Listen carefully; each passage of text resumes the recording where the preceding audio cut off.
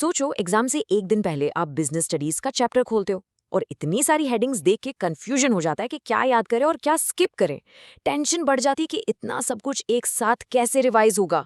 तो इसी कंफ्यूजन को सॉल्व करने के लिए वेलकम टू नो डिसाइड, जहां हम बिजनेस स्टडीज को सिंपल और एग्जाम ओरिएंटेड वे में समझते हैं। आज हम प्रिंसिपल्स ऑफ मैनेजमेंट चैप्टर का कंप्लीट वॉक थ्रू करेंगे, सारे कॉन्सेप्ट्स, हेडिंग्स और इम्पॉर्टेंट पॉइंट्स एक स्ट्रक्चर्ड फ्लो में, ताकि एग्जाम में आप कॉन्फिडेंटली लिख पाओ। ये है हमारा आज का रिवीजन रोड मैप। हम चैप्टर के इंट्रोडक्शन से शुरू करके प्रिंसिपल्स के नेचर और सिग्निफिकेंस को समझेंगे, फिर टेलर और फैयल के कॉन्ट्रीब्यूशंस को डिटेल में देखेंगे, उन्हें कंपेयर करेंगे और एंड में कुछ क्विक रिवीजन और एग्जाम टिप्स डिस्कस करेंगे। और हाँ, अगर आपको इस चैप्टर के इंपॉर्टेंट नोट्स, केस स्टडीज और PYQs चाहिए तो टेलीग्राम चैनल ज्वाइन कर सकते हो, लिंक पिन्ड कमेंट में दिया हुआ है। Okay, let's dive in. Section 1, introduction. सबसे पहले ये समझते हैं कि आखिर ये मैनेजमेंट प्रिंसिपल्स हैं क्या। देखो, ये चैप्टर बोर्ड्स के लिए बहुत इंपॉर्टेंट है। मान के चलो इससे 6 से 8 मार्क्स के क्वेश्चंस, जिसमें डायरेक्ट क्वेश्चंस और केस स्टडीज दोनों होते हैं, जरूर आते हैं। तो प्रिंसिपल्स ऑफ मैनेजमेंट बेसिकली वो फंडामेंटल ट्रूथ्स या गाइडलाइंस हैं जो मैनेजर्स को डिसीजन लेने में और सही तरीके से बिहेव करने में हेल्प करती हैं। एक चीज याद रखना, ये कोई रिजिड रूल्स नहीं है, बल्कि ये फ्लेक्सिबल गाइडलाइंस हैं। जैसे टोयोटा कंपनी अपने काम में कुछ गाइडिंग प्रिंसिपल्स फॉलो करती है, जिससे उनकी क्वालिटी और एफिशिएंसी मेंटेन रहती है। यही फ्लेक्सिबिलिटी इन प्रिंसिपल्स को आज भी रेलेवेंट बनाती है। अब चलो सेक्शन 2 पर। यहाँ हम इन प्रिंसिपल्स के नेचर यानी उनके कोर कैरेक्टरिस्टिक्स और उनकी सिग्निफिकेंस यानी उनकी इंपॉर्टेंस को समझेंगे।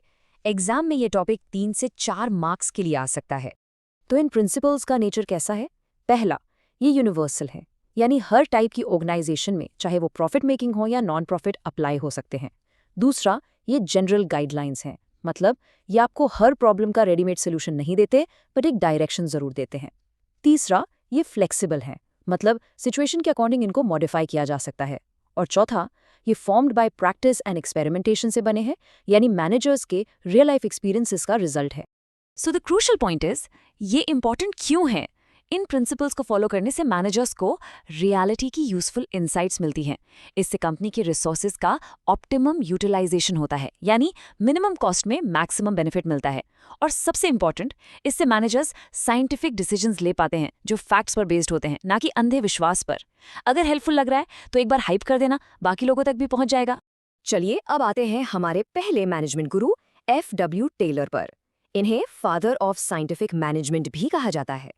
इनका मेन फोकस था फैक्ट्री के शॉप फ्लोर लेवल पर, यानी जहां एक्चुअल प्रोडक्शन होता है, वहां एफिशिएंसी कैसे बढ़ाई जाए। टेलर के प्रिंसिपल्स का कोर आइडिया इन 3 लाइंस में है। Science not rule of thumb का मतलब है कि हर काम को करने के लिए साइंटिफिक मेथड यूज करो, ना कि पुराने अंदाजे वाले तरीके। हार्मनी नॉट डिस्कॉर्ड का मतलब है कि मैनेजमेंट और वर्कर्स के बीच आपसी समझ और शांति होनी चाहिए। और कॉर्पोरेशन नॉट इंडिविजुअलिज्म का मतलब है कि टीम वर्क इंपॉर्टेंट है, पर्सनल गोल्स से ऊपर कंपनी के गोल्स हैं। Now this is really interesting. ये है टेलर की एक टेक्निक जिसे कहते हैं फंक्शनल फोरमैनशिप। इसमें टेलर ने प्लानिंग और प्रोडक्शन डिपार्टमेंट्स को बिल्कुल अलग कर दिया। हर वर्कर को 8 स्पेशलिस्ट बॉसेस से ऑर्डर्स मिलते हैं। प्लानिंग के अंदर आते हैं instruction card clerk, root clerk, time and cost clerk और डिसिप्लिनेरियन। और प्रोडक्शन के अंदर आते हैं speed boss, gang boss, repair boss और इंस्पेक्टर। इससे स्पेशलाइजेशन तो बढ़ता है, लेकिन जैसा कि आप देख सकते हो, एक वर्कर को 8 लोगों से ऑर्डर्स मिल रहे हैं, जो फ्योल के यूनिटी ऑफ कमांड प्रिंसिपल को वायलेट करता है। फंक्शनल फोरमैनशिप के अलावा टेलर ने कुछ और भी इंपॉर्टेंट टेक्निक्स दी थीं। एक है स्टैंडर्डाइजेशन एंड सिंप्लीफिकेशन, जिसमें काम के लिए स्टैंडर्ड सेट किए जाते हैं, और दूसरी है वर्क स्टडी, जिसके अंदर कई सारी स्टडीज आती हैं। चलो वर्क स्टडी को थोड़ा डिटेल में देखते हैं। वर्क स्टडी का मेन ऑब्जेक्टिव है किसी भी काम को करने का वन बेस्ट वे ढूंढना। इसके अंदर 4 स्टडीज आती हैं। मेथड स्टडी में बेस्ट तरीका ढूंढा जाता है। मोशन स्टडी में अननेसेसरी मूवमेंट्स को एलिमिनेट किया जाता है। टाइम स्टडी में एक काम को करने का स्टैंडर्ड टाइम सेट होता है। और फटीग स्टडी में ये डिसाइड होता है कि वर्कर्स को कितने रेस्ट इंटरवल्स मिलने चाहिए। टेलर के बाद अब बात करते हैं हेनरी फयोल की। जहां टेलर का फोकस शॉप फ्लोर लेवल पर था, वहीं फयोल का फोकस टॉप लेवल मैनेजमेंट के फंक्शंस और ओवरऑल एडमिनिस्ट्रेशन को इंप्रूव करने पर था। इन्हें फादर ऑफ जनरल मैनेजमेंट भी कहते हैं। फयोल ने मैनेजमेंट के टोटल 14 प्रिंसिपल्स दिए जो यूनिवर्सली यानी हर तरह की ऑर्गेनाइजेशन में अप्लाई हो सकते हैं।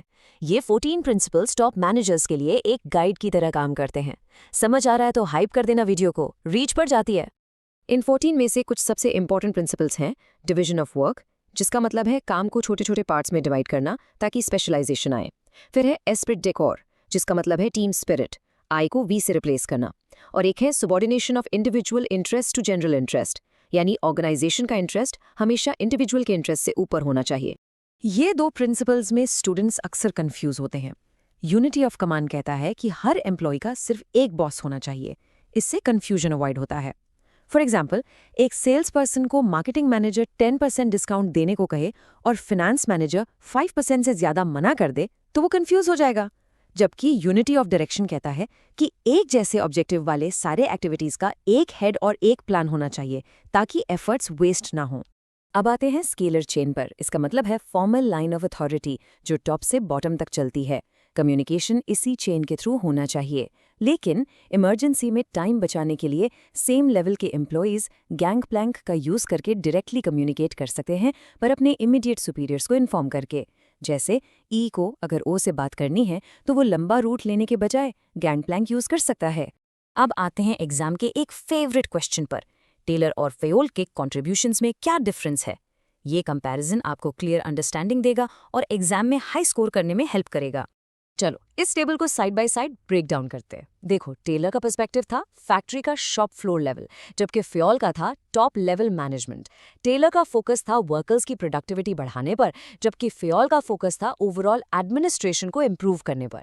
टेलर एक साइंटिस्ट थे और फेयोल एक प्रैक्टिशनर या मैनेजर, लेकिन याद रखना उनके कॉन्ट्रीब्यूशंस एक दूसरे के ऑपोजिट नहीं बल्कि कॉम्प्लीमेंट्री हैं। दोनों का एम एफिशिएंसी बढ़ाना ही था। चलिए अब इस चैप्टर को रैप अप करते हैं कुछ क्विक रिवीजन पॉइंट्स और एग्जाम टिप्स के साथ। यहाँ हम वो कॉमन मिस्टेक्स डिस्कस करेंगे जो स्टूडेंट्स अक्सर इस चैप्टर के आंसर्स लिखते वक्त करते हैं। सबसे बड़ी गलती होती है यूनिटी ऑफ कमांड और यूनिटी ऑफ डायरेक्शन में कंफ्यूज होना।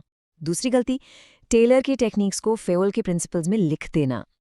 आंसर्स में कीवर्ड्स यूज करना मत भूलना। फंक्शनल फॉर्मनशिप के 8 फॉर्मन के नाम याद रखना इंपॉर्टेंट है और हर प्रिंसिपल को सिर्फ हेडिंग लिखकर मत छोड़ देना, उसको आगे प्रॉपर्ली एक्सप्लेन करना जरूरी है। तो एक क्विक रैपिड फायर समरी। जब भी टेलर का नाम आए, आपके दिमाग में आना चाहिए साइंटिफिक मैनेजमेंट, एफिशिएंसी और शॉप फ्लोर लेवल। और जब फेयोल का नाम आए तो याद रखो जनरल एडमिनिस्ट्रेशन, यूनिवर्सल प्रिंसिपल्स और टॉप लेवल मैनेजमेंट। ये कीवर्ड्स आपको आंसर स्ट्रक्चर करने में हेल्प करेंगे। तो इस चैप्टर में हमने सारे इंपॉर्टेंट कॉन्सेप्ट्स, हेडिंग्स और प्रोसेस एक फ्लो में रिवाइज कर लिए हैं। हमने प्रिंसिपल्स के मीनिंग से शुरू करके टेलर और फेयोल के कॉन्ट्रीब्यूशंस को डिटेल में समझा है और एग्जाम में होने वाली कॉमन मिस्टेक्स को भी डिस्कस किया है। अब आपके लिए एक क्वेश्चन, कमेंट सेक्शन में जरूर बताना, फेयोल और टेलर के इन सब प्रिंसिपल्स में से कौन सा प्रिंसिपल आपको आज के मॉडर्न स्टार्टअप्स जैसे ज़ोमैटो या क्रेड में सबसे ज़्यादा रेलेवेंट लगता है और क्यों। अगर आपको इंपॉर्टेंट नोट्स, केस स्टडीज और प्रैक्टिस क्वेश्चंस चाहिए तो टेलीग्राम चैनल ज्वाइन कर सकते हो, लिंक पिन्ड कमेंट में दिया हुआ है।